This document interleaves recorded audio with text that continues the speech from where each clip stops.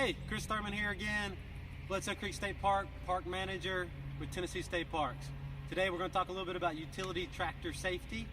What we have here on the park is a John Deere Model 3038, about a 38 horsepower tractor. Comes equipped with front end loader, which we'll get to here in a little while. What we want to talk about first and foremost is the rollover protection system, commonly called a ropes setup. This one has pins so you can fold it down for storage in case you need to get it under a lean or something, but it needs to stay in this position, the upright position, pins fully locked and in place in order to be as protective as possible. It's got a seat belt that also needs to be applied when you're in the operating position. Ropes up, seat belt on in order to be able to sustain any kind of rollover.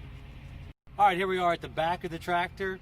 A couple things to point out back here safety wise. So what we have here is a PTO, or power takeoff, for running implements. And what we have here is a shield that guards that PTO shaft whenever it's coupled up or just there by itself. Whether it's running or not, you want to keep this shield in the down position. It's only hinged and able to be raised to be able to hook up your implements via PTO shaft. Keep that in the down position. This tractor also comes equipped with a 3-point hitch back here. You'll see it's got a little bit of movement to it. Okay, these sway bars, sway chains need to be tightened up so that there's no contact. I left them loose just so you can see that the movement occurs there unless they're tightened up where they need to be. And if you leave them too loose, they'll get into the lugs of the rear tractor tires and cause damage. All right, having moved from the rear of the tractor towards the front of the tractor, like I mentioned earlier, this tractor comes equipped with the front end loader. This basically just adds any kind of drama that you might have with the safety of a tractor for the fact that it can lift things, and the ideal here is you want to lift things no higher than they have to be lifted for transport from A to B. If you get things lifted too high, it can throw off the front end balance of the tractor and also can throw loads back onto the operator. So it's best to follow the manufacturer's precautions, make sure you don't lift anything too heavy, and also to carry things at a low height whenever using the front end loader. We are in the operator station of the tractor. This is a hydrostatic tractor, meaning that it works off of hydraulics, doesn't have a proper clutch with 1, 2, 3, 4, or 5 gears.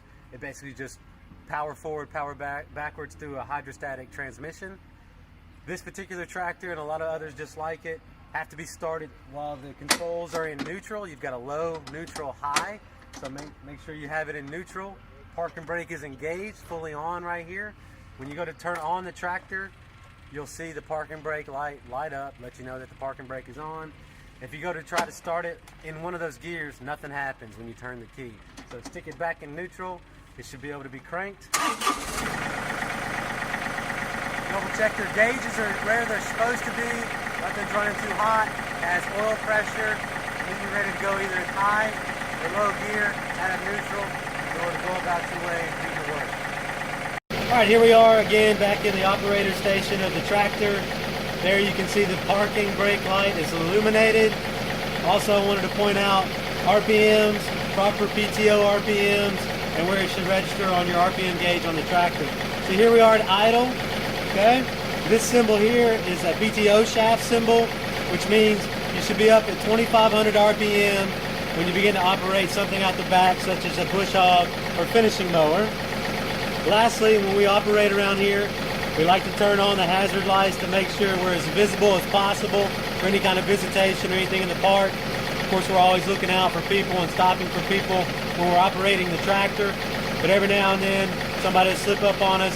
But when we have our hazard lights on, that ensures we're being as visible as possible. So we'll run it up to the 2,500 RPM just so you can see where it should be at on the gauge.